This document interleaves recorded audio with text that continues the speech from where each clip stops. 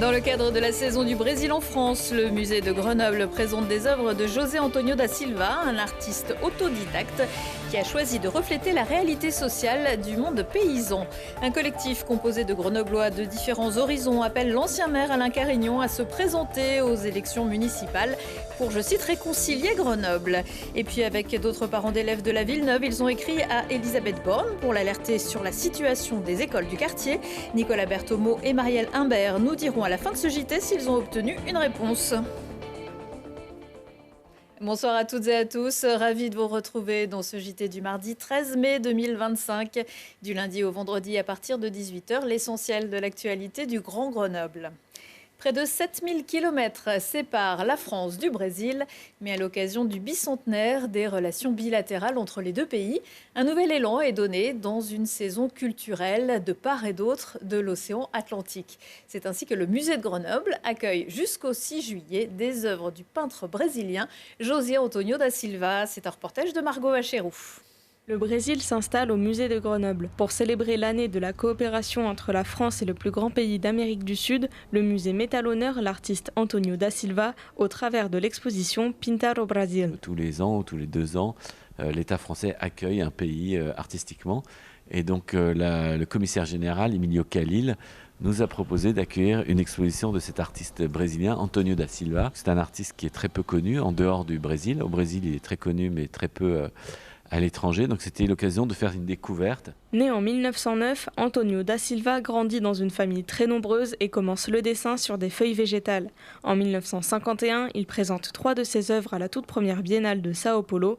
Très vite, da Silva attire l'œil et se construit une renommée. Et lui-même va s'identifier au Brésil, il va se dire « je suis le peintre du Brésil ». Et puis en 1956, les règles de sélection des artistes vont changer. Et du coup, Antonio da Silva ne sera plus exposé comme il était dans les années précédentes à la Biennale de Sao Paulo. Donc il va en garder une très forte rancœur et il se présente derrière moi comme un artiste bâillonné à qui on empêche de parler, à la fois avec les couleurs du drapeau du Brésil et à la fois un artiste à qui on ne donne pas la parole. Surnommé le Van Gogh brésilien, Antonio da Silva joue avec les pinceaux et avec les styles. Ses peintures reflètent les thématiques de l'identité ou encore de la nature. Fils de bouvier, il dessine des scènes quotidiennes comme les champs de coton qui ont fait sa popularité. Donc on est vraiment au cheval entre la figuration et le réalisme, mais qui donne quelque chose d'assez extraordinaire avec cette forme particulière du point qui se répète. Il a été accusé quelque part d'ailleurs d'avoir cédé aux sirènes de l'art occidental avec le pointillisme, en s'inspirant du pointillisme. Voilà, il a dit mais non, en fait moi je fais ce que je veux et je me sens libre dans ce que je fais. Au total, ce sont une 50aine d'œuvres qui n'ont jamais voyagé au-delà des frontières brésiliennes qui sont présentées dans cette exposition. Et également dans le cadre de cette saison, mais aussi de l'accueil de la délégation brésilienne dans la Biennale des villes en transition, un hommage sera rendu mercredi à 20h, toujours au musée, à Marielle Franco, femme politique et activiste brésilienne assassinée en 2018. Plus moyen de boire un café, même brésilien, au Café Andry. L'établissement géré depuis moins de 2 ans par Mixlab a fermé ses portes suite à la liquidation des activités de l'association. Il ne devrait pas rouvrir avant 6 mois, selon la ville, qui a lancé un appel public à concurrence. Les candidats ont jusqu'au 8 juin pour proposer leur projet, qui devra offrir une offre accessible, conviviale, avec des produits de saison, bio et en circuit court. Les anciens rugbymen du FCG, condamnés pour viol en décembre dernier à Bordeaux, seront rejugés en appel du 25 mars au 3 avril 2026. Actuellement sous le coup d'une peine d'emprisonnement de 14 ans pour Rory Grice et Loïc Jam et 12 ans pour Denis Colson. Ils avaient demandé un dépaysement à Paris, mais le nouveau procès se tiendra devant la cour d'assises de Charente, à Angoulême. Après un match de top 14 et une soirée très arrosée, une jeune étudiante avait suivi les rugbymen à leur hôtel. En reprenant conscience le lendemain matin, elle s'était retrouvée sur un lit entouré de 3 hommes nus et avait porté plainte. D'autres peines avaient été prononcées contre Dylan Hayes et Chris Farrell pour non-empêchement de crime.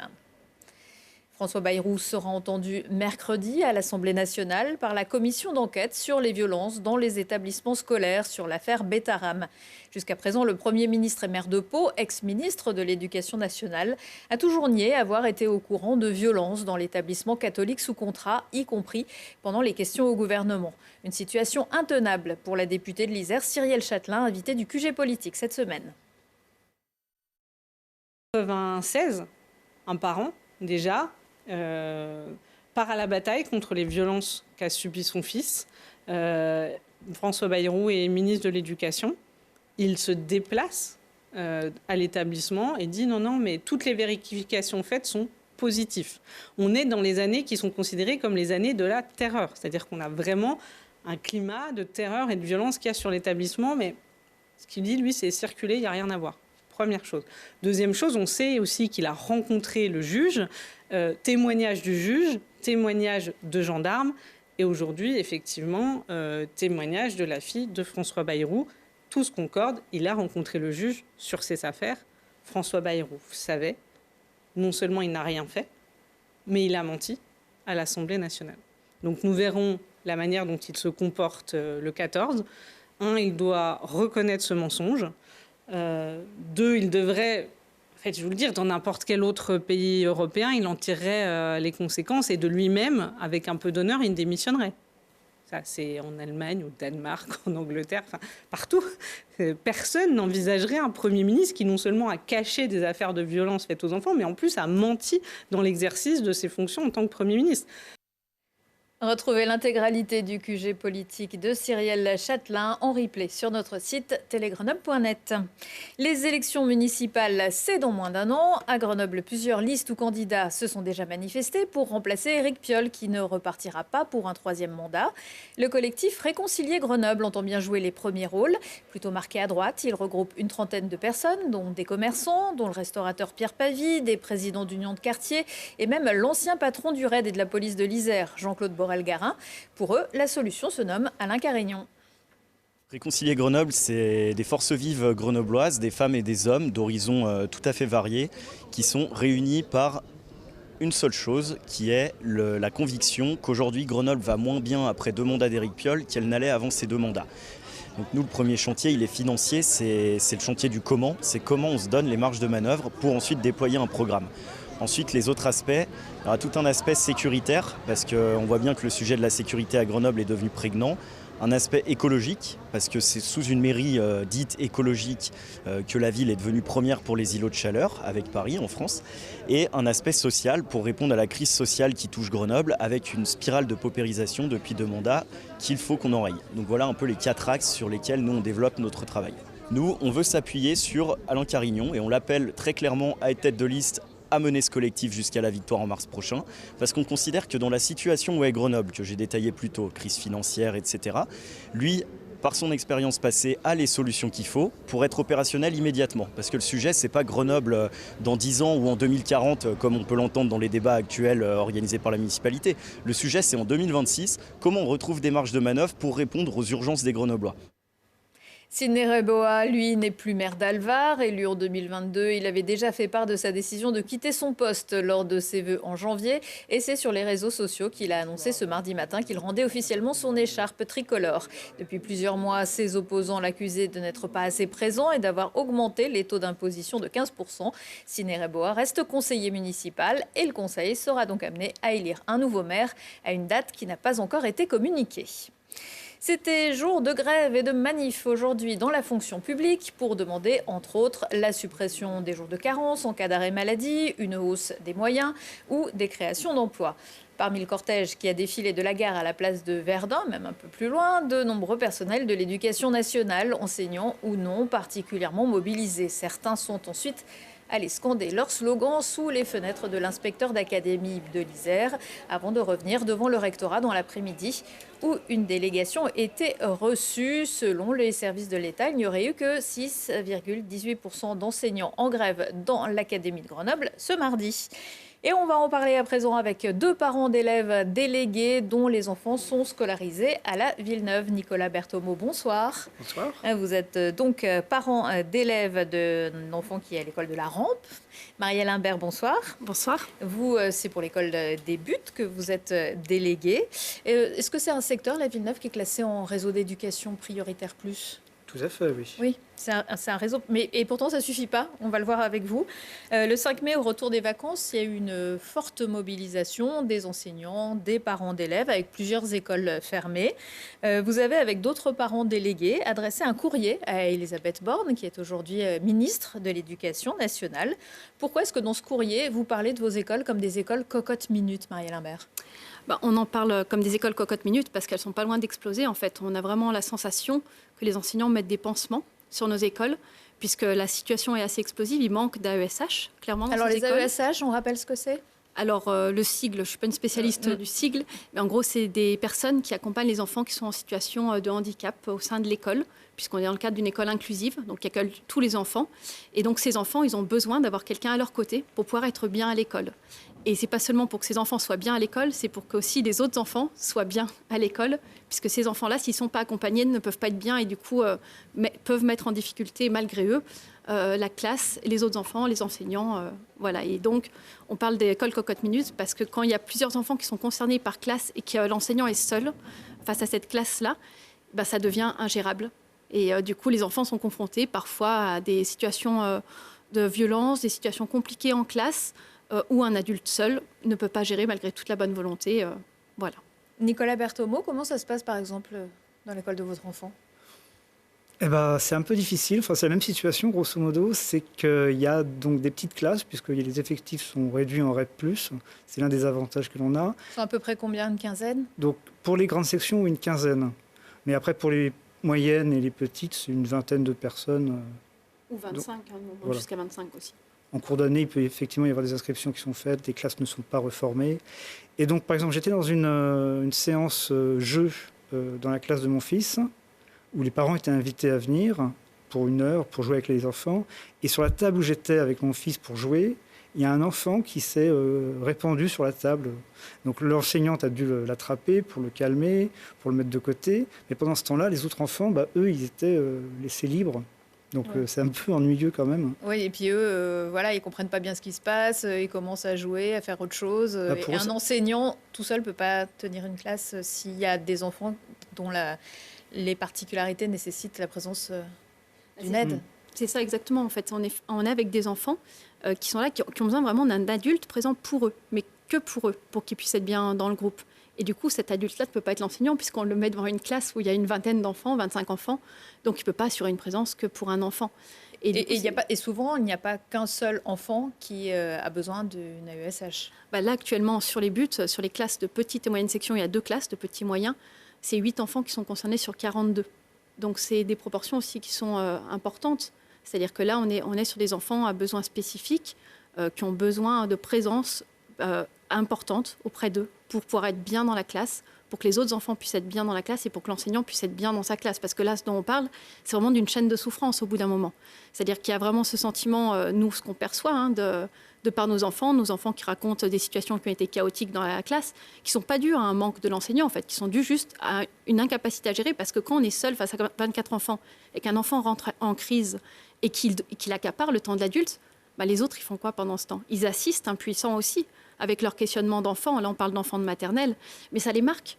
C'est-à-dire que c'est aussi des enfants qui nous racontent en fin de journée « un tel a tapé tout le monde, un tel a fait ça ». Et là, on n'est pas sur des problèmes de comportement, en fait. C'est ça qu'il faut bien distinguer, c'est qu'on est sur un problème d'un enfant qui est en souffrance dans la classe où il est et qui n'est pas accompagné comme il devrait l'être parce qu'il n'y a pas d'AESH à ses côtés, il n'y a pas une personne qui l'aide à être bien dans un groupe à ses côtés.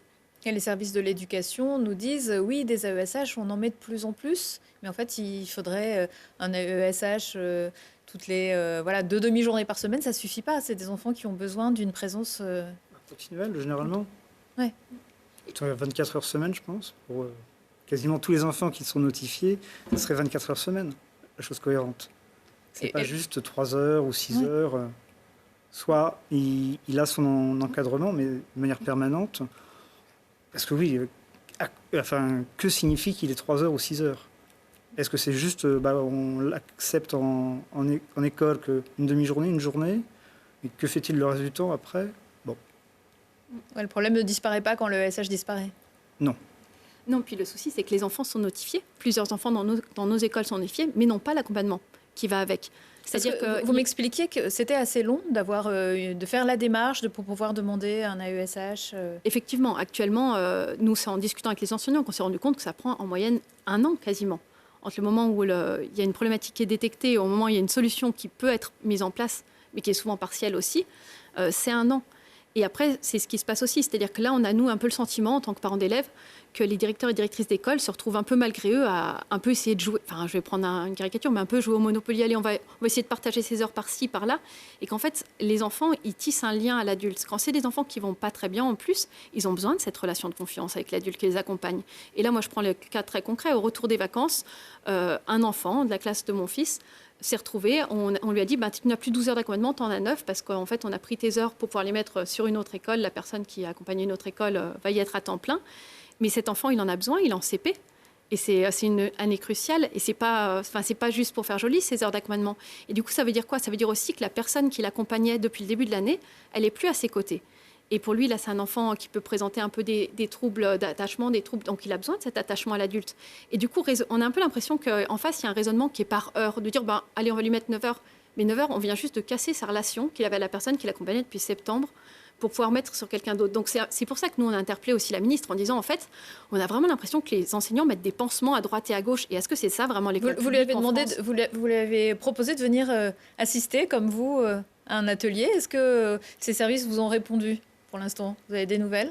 Alors, on a eu une réponse de la part du recteur qui est venu en catastrophe lundi, hier, donc parcourir toutes les écoles de Villeneuve. Et ce qui était très bien à l'image en fait, de cette politique ministérielle au coup par coup. On ne sait pas trop ce qu'on fait, on ne sait pas trop où on va. Et donc ça a été complètement improvisé, j'ai l'impression. Toujours est-il qu'à 8h50, on devait être séance tenante à la réunion avec le recteur, prévenu une demi-heure avant, quasiment. Donc voilà. Et donc oui, dans cette réponse, je sais plus ce que En tout cas, pour l'instant, vous n'avez pas les réponses que vous attendez. Non, nous, on a fait effectivement une vraie invitation à Madame Borne. C'est une vraie invitation de venir dans les classes. Parce que souvent, on a l'impression, on a un peu le sentiment qu'on nous renvoie, vous êtes en REP+, déjà, ça va, vous êtes en quartier, ça va, il y a plus de moyens. Mais en fait, venez voir ce que c'est la journée à l'école, dans ces classes-là.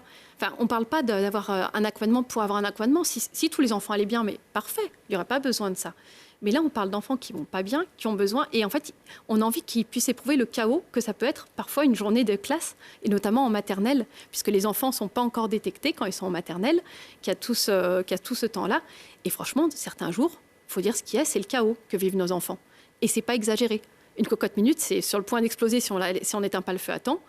Là, c'est un peu ça. Ça peut s'aggraver les années passant. C'est ça. Les années passant, ça veut dire, là, sur la maternelle, l'enjeu, c'est que les enfants apprennent à vivre ensemble. Donc déjà, c'est un enjeu qui est important. Il y a aussi des acquisitions. Franchement, certains jours, je pense qu'il n'y a aucune acquisition parce que ce n'est pas possible de transmettre dans un contexte où les enfants ne peuvent pas être bien. Pour moi, il y a quelque chose qui est très important en tant que maman, c'est que l'école, ça doit permettre aux enfants de se sentir bien et d'être serein. Parce que tant qu'on n'est pas serein, tant qu'on n'est pas à l'aise, tant qu'il n'y a pas un certain calme qui se pose, alors on n'apprend rien. Et pour moi, c'est un préalable. C'est comme de partout. Quand c'est chaotique, ça peut être chaotique dans n'importe quelle famille, à n'importe quel moment. On voit bien que nos enfants, ils ne sont pas bien. Et donc, si c'est chaotique de temps en temps, ça va. Mais là, ça devient chaotique de façon permanente dans les classes de nos enfants. Et du coup, ça, c'est pas possible pour moi. C'est aussi, qu'est-ce qu'on fait de l'école publique? Et en REP+, l'école doit être pareille qu'ailleurs. Ils doivent avoir les mêmes chances. Et ça, c'est pour ça qu'on a interpellé aussi la ministre, parce que dans un de ses discours, on a aperçu qu'elle tenait à ce que tous les enfants puissent avoir les mêmes chances. Oui, donc donnons-leur les mêmes chances. Merci beaucoup Marielle Imbert et Nicolas Berthomeau d'être venus témoigner aujourd'hui. Et on espère évidemment que le message finira par passer et que des actions seront menées assez rapidement. Merci. Allez, un dernier petit rendez-vous dans l'agenda, une petite idée de sortie pour se changer les idées. Le coup d'envoi mercredi du Festival des Arts du Récit, avec en spectacle d'ouverture Venise de Fanny Chériot et la compagnie La Volige à 20h à l'Amphi de Pont-de-Clé.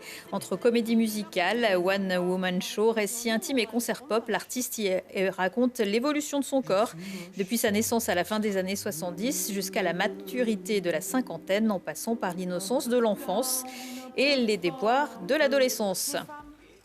Retour de l'actu dans 1 heure et en replay sur télégrenoble.net. À suivre la météo avec toujours du beau mais des risques d'orage. Excellente soirée à tous.